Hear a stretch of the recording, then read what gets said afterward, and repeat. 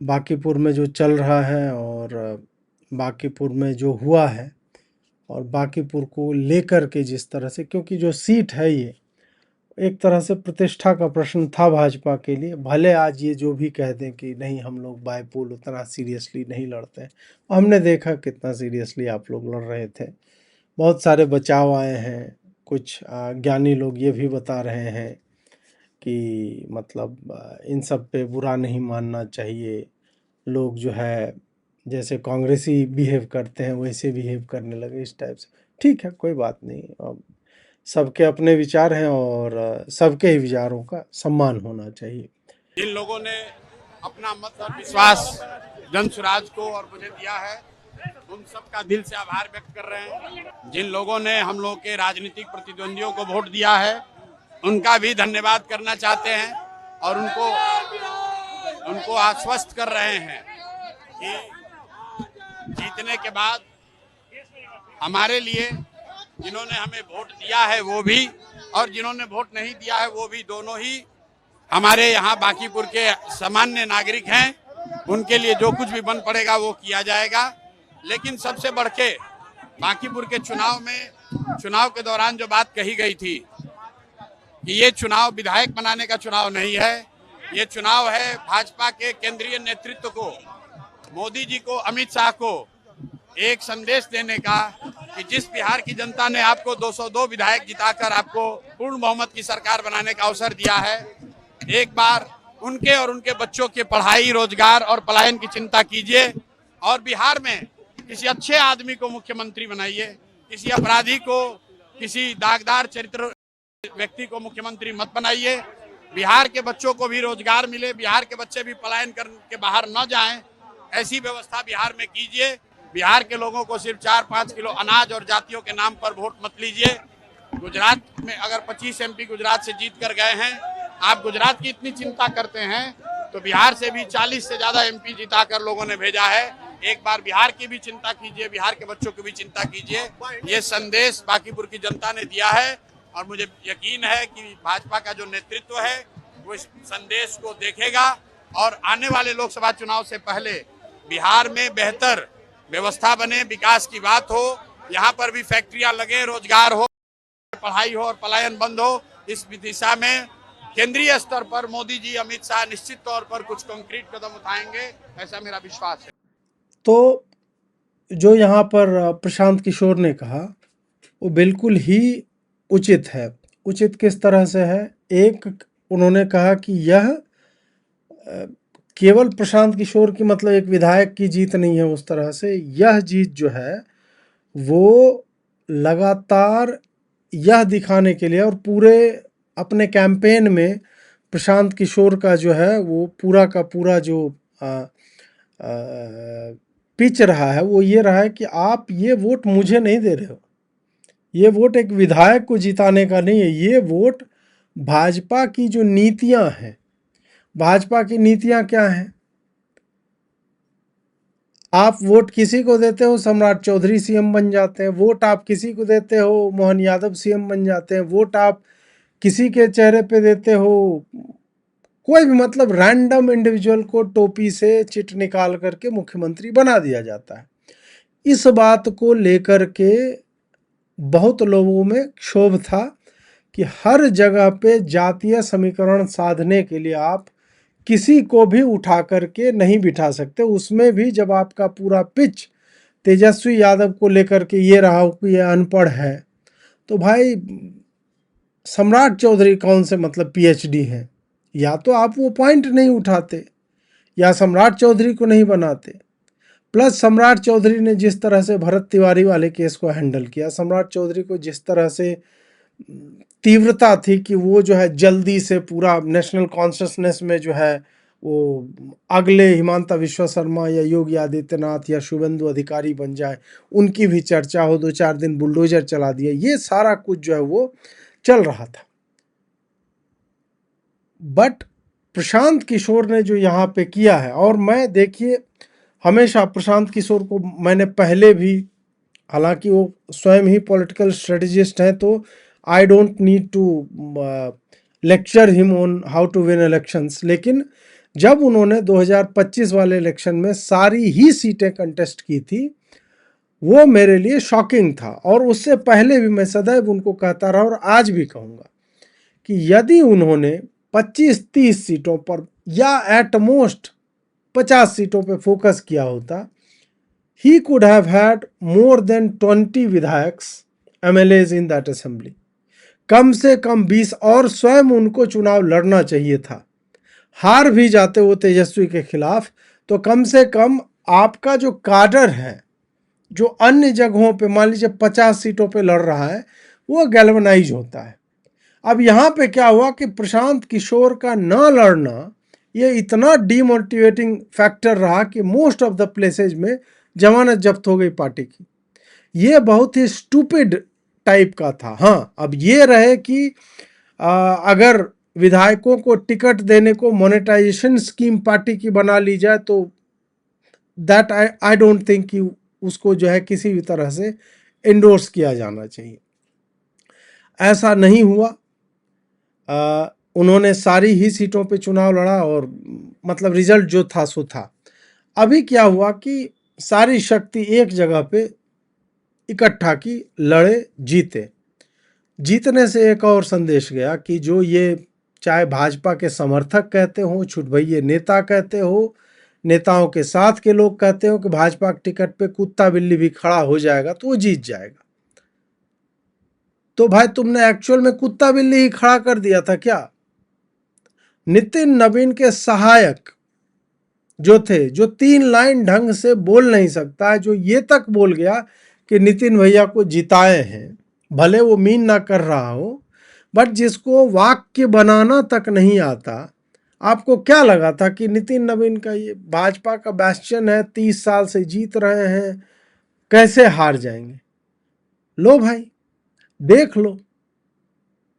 और इसको फिर वही यदि हम एनालाइज करें कि यहाँ पे एक्चुअल में हुआ क्या है, you cannot discount the fact कि ये वो पहली जगह थी जहाँ पे यूजीसी का जो है लगातार जो गुस्सा पल रहा था, प्लस आपने राजपूत की बिटिया सारण में जो थी, जिसको कुएं में ढकेल करके पासवान जाति के लोगों पे आरोप लगा था, वो रफा दफा कर दिया गया मामला।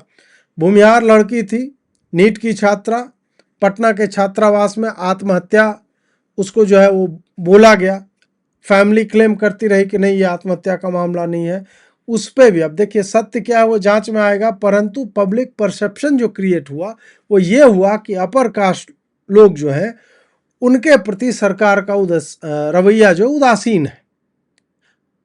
फिर जनवरी से जो लगातार मतलब बिहार चुनाव समाप्त होता है उसके विदिन 45 डेज यूजीसी का इशू आता है।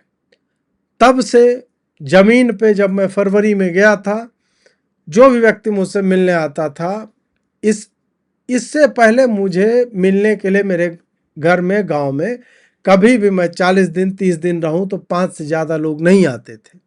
इस बार चूंकि चलिए ऐसे भी माता जी वाला केस था, लेकिन उसके अलावा भी इतने सारे लोग आए और सबका यही था कि गांव गांव में हर जगह पर अब बात यही हो रही है कि भाई ये क्या कर रहा है सरकार, क्या मतलब सवर्णों को जीने नहीं देगी, सामान्य वर्ग के लोग जाएं तो जाए कहाँ। यह बात इन्हें लग रहा था कि ट्विटर पे खाली जो है अजीत भारती और उसके गिरोह के लोग कर रहे हैं। उन्होंने जो किया, 2-3 मंत्रियों ने जब हमने इस पे इथेनॉल पे ये सब पे आवाज उठाई, ट्रोलिंग करवाई। भाजपा से संबंध 2 बड़ी इलेक्शन कैंपेन मैनेजमेंट संस्थाएं, दोनों ने अपने गुर्गे छोड़े ट्रोलिंग के लिए। घटिया घटिया गणित बातें लिखी गई और गुजरात जैसे जगह पे जब निकाय चुनाव हो रहे थे, नगर निगम का चुनाव, स्थानीय चुनाव कहीं पे भी हो रहा है, उसमें भी यदि कोई जीत रहा हो 15 जनवरी के बाद से, तो भाजपा के जो लुटकुन झुनझुन है सब ये नाचने लगते थे, कहाँ गया यूजीसी तुम्हारा। आज जब यूजीसी का इम्पैक्ट है, ये माने ना माने, तब वो कह रहे नहीं यूजीसी का इसमें इम्पैक्ट नहीं, लोग तो यार इसमें जाते कहाँ हैं, भाजपा वाले कोई बड़ा चुनाव नहीं था इसलिए लोग जनरली नहीं जाते, भाजपा ध्यान भी नहीं, भाजपा ध्यान नहीं देती। नितिन नवीन जो है पिछले 15 दिन में 3 बार वहां गए, रह करके कैंपेनिंग करके आए, इतना ध्यान नहीं देते। तुम्हारे बड़े बड़े नेता वहां पे उतरे हैं कि बच जाए किसी से। भाजपा के राष्ट्रीय अध्यक्ष की सीट भाजपा के कद्दावर नेता के कैंपेन्स की बात भी नहीं बच पाई। इसको आप कैसे भी देखना चाहो, this is a tight slap on the face of BJP. ये उनको नींद से जगाने के लिए है, जैसे कॉकरोच वालों ने झन्नाटेदार तमाचा मारा था इनके मुंह पे, एग्जैक्टली उसी तरह का ये इनकी पहली इलेक्टोरल डिफीट है, जिसमें यूजीसी की छाप स्पष्ट रूप से 5 उंगली की छाप उनके गाल पर है। आप ये सब नहीं कह सकते कि लो वोटर टर्नआउट 34% होता है, तो 34% में क्यों नहीं आए तुम्हारे लोग? तुमने तो एड़ी चोटी का बल लगा दिया। तुम अपने ही कार्यकर्ताओं को, तुम अपने ही समर्थकों को डिमीन कर रहे थे कि भाई हम तो किसी को भी खड़ा कर देंगे, और तुमने एग्जैक्टली किसी को ही खड़ा कर दिया। बहुत लोग, मतलब जो ये लड़का है नीरज कुमार सिन्हा सिंह, पता नहीं 3-4 टाइटल हैं उसके, उससे बात करने से आपको पता चल जाएगा कि वो है कौन। वो कौन है? जैसे कोई बड़े नेता होता, बड़े नेता ने स्टेट लेवल का ही मान लो, जिले के स्तर का, तो उसके साथ जो चलता है ना, भैया ये डाल दे, भैया भैया आपसे मिलने आया था, इस टाइप का लड़का रहा होगा। अगर वो विधानसभा पहुंच जाता तो बहुत ही, मैं कहता हूं, लज्जाजनक बात होती हर बिहारी के लिए। ऐसे लोग नहीं चाहिए, चाहे वो किसी भी पार्टी के हों। आज के समय में you need MLAs who are likable, who can dress well, who can speak well। और ड्रेस वेल का मतलब ये नहीं कि सूट, वो समर सूट लिनन का पहन के आ जाए, नहीं। He should look presentable. तुम बुच्च, मतलब जो देहाती टाइप का होता है ना, गंवार टाइप का, who doesn't give a shit कि मैं साला धान काट करके आया हूं, मुझे चुनाव लड़ना है। जो व्यक्ति वैसा है, जो किसान है वैसा, वो करे, समझ में आता है।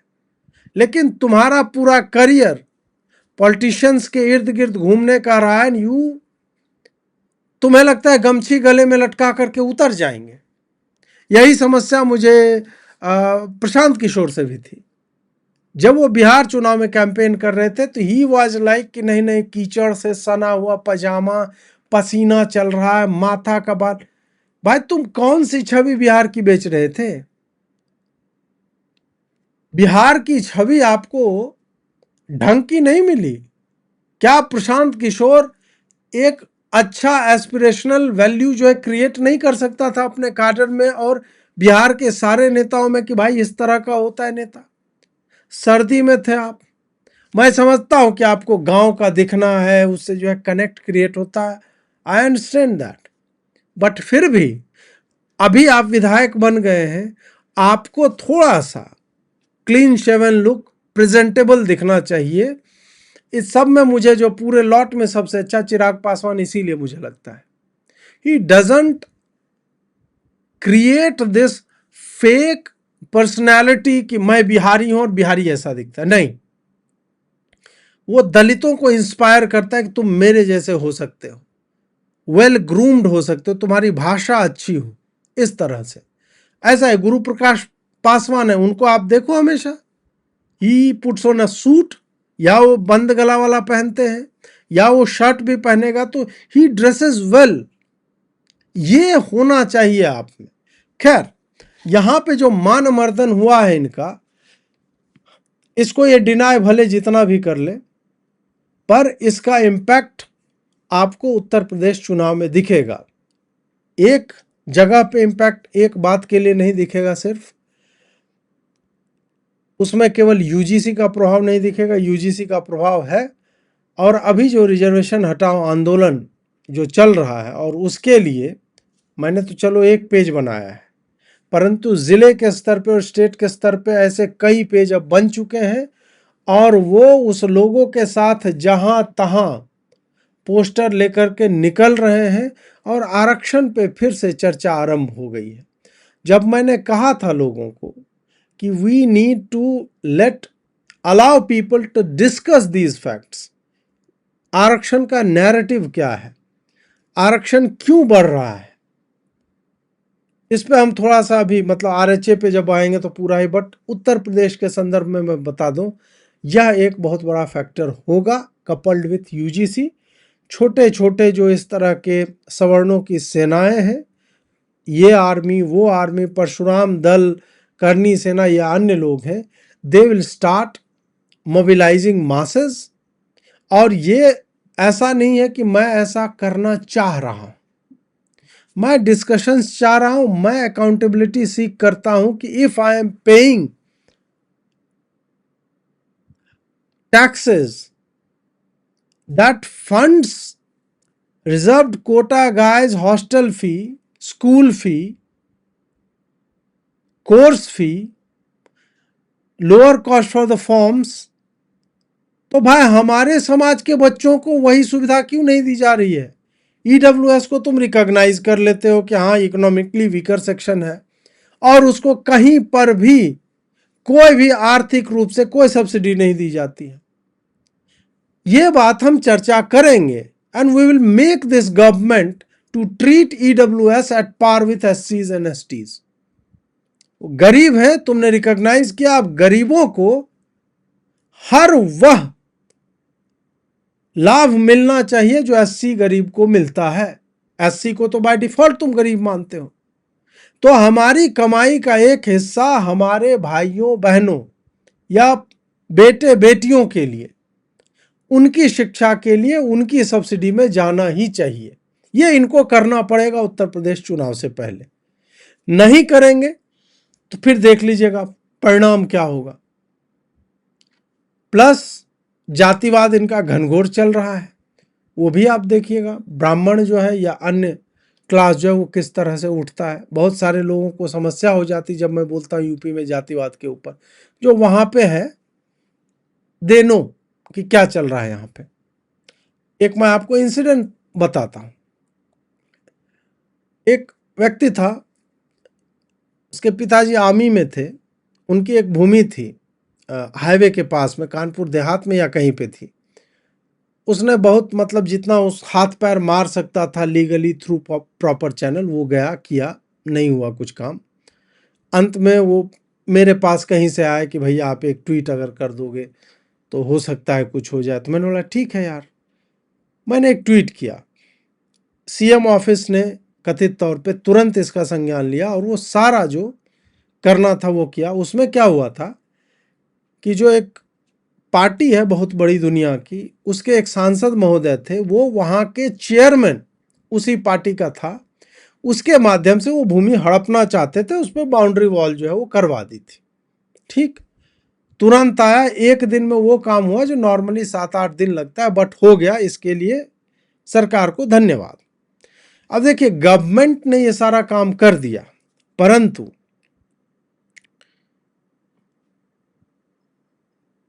एक इंसिडेंट जो उस लड़के ने सुनाया, उसने क्या था कि एक महिला सांसद थी रूलिंग पार्टी की, रूलिंग ने बहुत बड़ी पार्टी कहूंगा, उनसे भी उसने एक जो होता है ना पत्र कि यार सांसद महोदया से हम लिखवा करके लाए हैं पत्र, वो पत्र देने गया एक थाने के एसएचओ को जो एक जाति से थे, विशेष जाति से। और उसने मतलब होता है ना कि आपका कुछ काम फंसा हुआ है, सांसद जी ने लेटर दिया इस टाइप से कि भाई थोड़ा सा तो एसएचओ साहब पे या जो भी है उन पे प्रभाव पड़ेगा। उसने वो माँ बहन की गाली दी उस सांसद को। ऑब्वियसली वो वहां पे नहीं थी, चूंकि वो दूसरी जाति से आती हैं।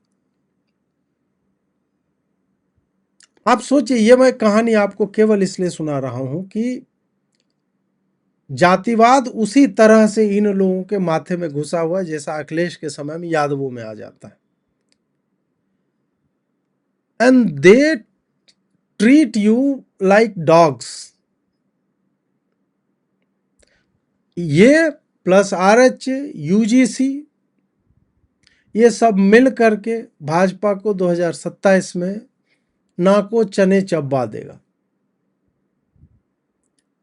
यदि इन लोगों का। और अब मैं जो है ना मतलब आई am not into giving sermons और दूसरी तरह की चीज़ें, ज्ञान की बातें जो अब मैं नहीं करता हूँ, ठीक है। ज्ञान की बातें अब मैं इसलिए नहीं करता हूँ कि इट डजंट मीन एनीथिंग, वो खुद ही अपने आप।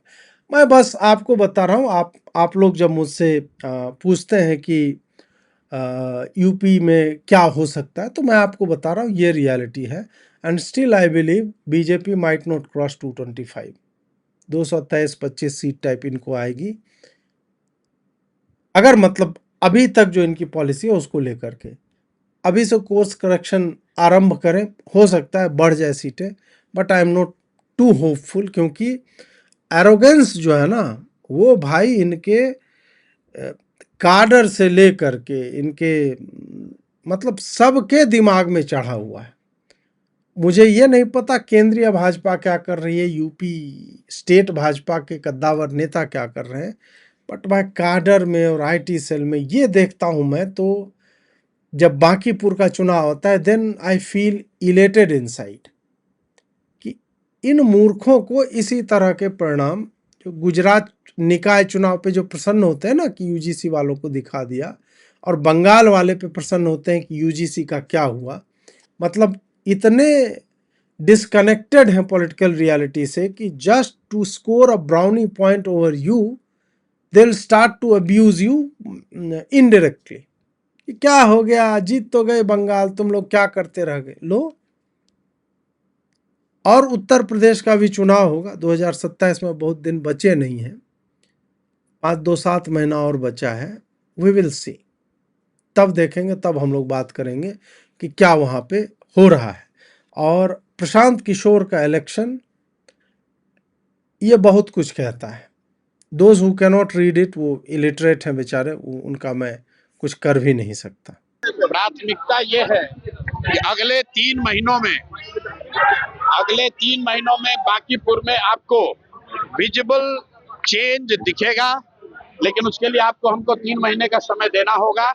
और मेरी कोशिश होगी कि अगले 1-2 वर्षों में बांकीपुर को आदर्श विधानसभा के तौर पर रखा जाए, ताकि बिहार के जो 242 विधायक हैं उन पर भी लोकतांत्रिक दबाव बने कि एक चुना हुआ प्रतिनिधि अपने लोगों के लिए क्या कुछ कर सकता है।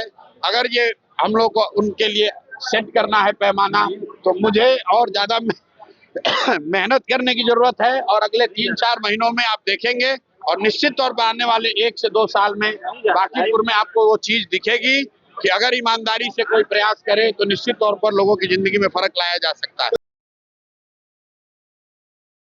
एग्जैक्टली जो बात अभी मैं बोल रहा था, ठीक है, मैंने ये बाइट सुना नहीं था, बट ठीक है, यही एक तरीका है कि आप अकेले हो, आपका प्रभाव जो है दिखना चाहिए ज़मीन पे, आप क्या करने आए हो, क्या कर सकते हो, it should be visible and start working for it. तो बढ़िया है, 3 महीने का समय इन्होंने मांगा है, उनको ये 3 महीना जो है वो देना चाहिए। अब बांकीपुर में बीजेपी की यह हार सामान्य नहीं है। यह हार तब हुई है जब सिर्फ 111 दिन पहले 15 अप्रैल 2026 को सम्राट चौधरी बीजेपी की तरफ से बिहार के पहले मुख्यमंत्री बने हैं, और बतौर मुख्यमंत्री ये उनका पहला चुनावी टेस्ट था। यह हार तब हुई है जब ये सीट बीजेपी के राष्ट्रीय अध्यक्ष नितिन नवीन ने खुद खाली की थी, और वो खुद बांकीपुर में मोर्चा संभाल रहे थे। यानी नितिन नवीन का भी ये पहला चुनावी टेस्ट था। इसके अलावा यह हार तब हुई है जब नीतीश कुमार अब बिहार के मुख्यमंत्री नहीं हैं और उन्हें राज्यसभा भेज दिया गया है, और इस वजह से भी इन उपचुनाव को बीजेपी के लिए सबसे बड़ा टेस्ट माना जा रहा है। यह हार तब हुई है जब बीजेपी इस सीट पर लगातार 9 बार से जीत रही थी। साल 2015 में जब नीतीश कुमार और लालू यादव का गठबंधन हुआ, तब उस दौर में भी बीजेपी ये सीट हारी नहीं थी, लेकिन इस बार प्रशांत किशोर ने इस सीट को बीजेपी से छीन लिया। यह भी तब हुआ जब भारत में पेपर लीक के मुद्दे पर एक बड़ा आंदोलन हुआ। इस आंदोलन के तहत दिल्ली और मुंबई के बाद सबसे ज्यादा विरोध प्रदर्शन पटना की सड़कों पर हुए, जिनमें कई एफआईआर भी उस वक्त दर्ज हुई। ये उपचुनाव तब हुए जब भोजपुर में भरत तिवारी के एनकाउंटर के खिलाफ सवर्णों में बीजेपी के खिलाफ गुस्सा भी माना जा रहा था, और ये बात प्रशांत किशोर भी समझ गए थे। वो बांकीपुर में उपचुनाव लड़ने से पहले भोजपुर के बिलौटी गांव गए थे, और वहां भरत तिवारी के परिवार से मुलाकात के बाद उनके भरण पोषण की जिम्मेदारी उठाने का ऐलान किया था। माना जा रहा है कि प्रशांत किशोर के इस दांव ने बीजेपी के खिलाफ सवर्णों की नाराजगी को और बढ़ाया। यही गुस्सा तब और बढ़ा जब यूजीसी के नियमों के खिलाफ बिहार और पटना में विरोध प्रदर्शन जारी रहे और बीजेपी पर यह आरोप लगा कि वो अपने कोर वोटर्स का भरोसा खो रही है। सबसे बड़ी बात यह है कि नीतीश कुमार ने इन उपचुनावों में बीजेपी के प्रचार से दूरी बनाकर रखी और उनका बांकीपुर में एक भी कार्यक्रम नहीं हुआ। अब 202 सीटें हैं, उसके बाद नीतीश कुमार को काहे कष्ट दिया जाता है? ये सीधा मतलब जो यहाँ पे इन्होंने बोला, लगभग सारी बातें एकदम उचित, और नीतीश कुमार के वहाँ होने का कोई तात्पर्य था नहीं, और बाकी इनको खुद ही मैनेज करना चाहिए था, and they managed it pretty well. अब इसको थोड़ा सा पीके को लेके नहीं, पहले रुकिए, पहले बढ़िया सम्राट जी ने लोकतंत्र के महापर्व में, देखिए ये यदि आप नहीं लिखोगे ना तो माना ही नहीं जाएगा कि आप नेता हो। बढ़िया, लोकतंत्र के महापर्व में बांकीपुर विधानसभा उपचुनाव में जनता ने जनसुराज को चुना है। मैं जनता के इस निर्णय का सम्मान करते हुए श्री प्रशांत किशोर जी को उनकी जीत पर हार्दिक बधाई देता। बढ़िया है, दीजिए, हार्दिक बधाई देना ही चाहिए। इस पे बधाई देने का बनता नहीं था। क्या आपने बाकी सारे उस पे दिया? ये वही होता है, वो हीन भाव से ग्रस्त व्यक्ति इसको बोला हुआ कि नहीं नेताजी से आप जो बड़े दिखेंगे कि हार के बाद भी मुख्यमंत्री। भाई नहीं, क्या मतलब है इसका? एक उपचुनाव हुआ था, विधानसभा का रिजल्ट 202 सीटों वाली पार्टी और गठबंधन को इसका फर्क नहीं पड़ना चाहिए था।